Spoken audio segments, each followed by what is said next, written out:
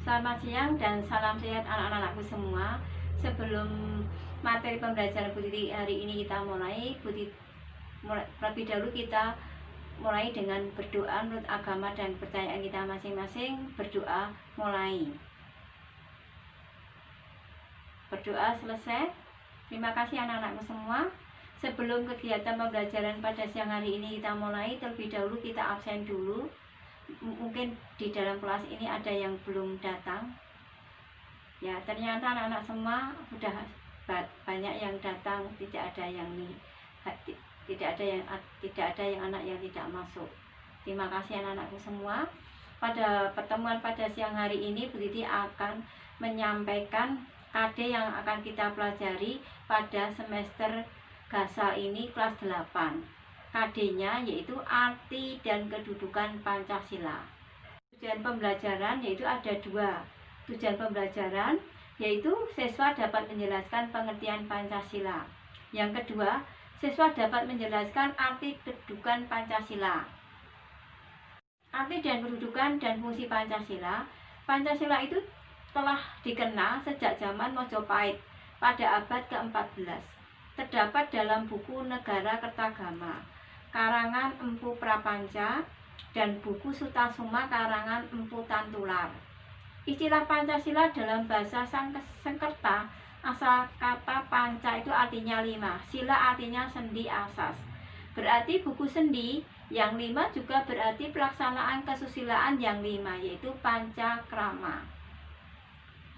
Menurut pengusul Pancasila pertama yaitu Insinyur Soekarno, istilah Pancasila dalam kehidupan ketatanegaraan dikenal pertama kali oleh Insinyur Soekarno dalam sidang BPUPKI pada tanggal 1 Juni 1945.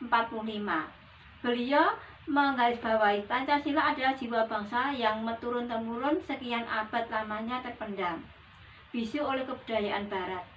Sedangkan Mr. Muhammad Yamin menjelaskan bahwa Pancasila berasal dari kata panca berarti 5, sila yang bersendi atas dasar dan peraturan tingkah laku yang penting dan baik. Pancasila berfungsi sebagai dasar untuk mengatur penyelenggaraan ketatanegaraan yang meliputi politik, ekonomi, sosial, budaya, pertahanan, keamanan. Menginjak materi selanjutnya yaitu fungsi peranan Pancasila, sebelumnya telah kita kenal sebagai berikut, yaitu fungsi yang pertama, Pancasila sebagai jiwa bangsa Indonesia. Pancasila itu maksudnya sebagai jiwa bangsa Indonesia berfungsi agar Indonesia tetap hidup dalam jiwa Pancasila. Setiap bangsa dan negara tentu memiliki jiwa. Dalam hal ini Pancasila menjadi jiwa bangsa Indonesia. Pancasila sendiri telah ada sejak bangsa Indonesia lahir, yaitu sejak proklamasi kemerdekaan. Fungsi yang kedua, Pancasila sebagai pribadian bangsa Indonesia. Pancasila sebagai pribadi bangsa Indonesia memiliki fungsi yaitu sebagai hal yang memberikan corak khas bangsa Indonesia dan menjadi pembeda yang membedakan bangsa kita dengan bangsa yang lain. Sumber hukum. Pancasila sebagai sumber hukum berfungsi sebagai sumber hukum yang mengatur segala hukum berlaku di Indonesia. Semua hukum harus tunduk dan bersumber dari Pancasila. Fungsi yang keempat, Pancasila sebagai perjanjian luhur. Maksudnya, Pancasila sebagai perjanjian luhur telah berfungsi dan disepakati melalui sidang PPKI tanggal 18 Agustus 1945. Walaupun disahkannya Pancasila hanya oleh sebuah PPKI, tetapi PPKI sebenarnya adalah suatu badan yang memiliki suara rakyat.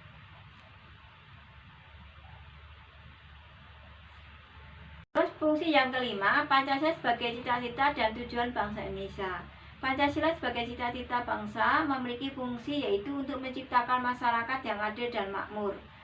Fungsi yang keenam, Pancasila sebagai satu-satunya asas dalam kehidupan berbangsa dan bernegara. Pancasila sebagai satu-satunya asas adalah sebagai konsekuensi ditetapkannya Pancasila oleh bangsa Indonesia sebagai dasar negara dan juga merupakan perwujudan melaksanakan Pancasila secara murni dan konsekuen. 7. Fungsi yang ketujuh adalah fungsi yang terakhir, Pancasila sebagai moral pembangunan. Maksudnya Pancasila dijadikan kerangka acuan tolak ukur, parameter arah dan tujuan dari pembangunan. Demikianlah materi siang ini yang diberikan dari Bu Titi, yaitu KD arti dan kedudukan Pancasila. Terus materi lanjutnya, tugas kalian setelah memahami arti dan fungsi Pancasila bagi bangsa Indonesia, tugas kalian tuliskan fungsi dudukan Pancasila di Google Classroom. Andai kata kalian belum paham, belum jelas, kalian bisa ditulis di kolom komentar. Selamat mengerjakan, selamat siang, jaga kesehatan, jaga protokol kesehatan. Selamat mengerjakan, terima kasih.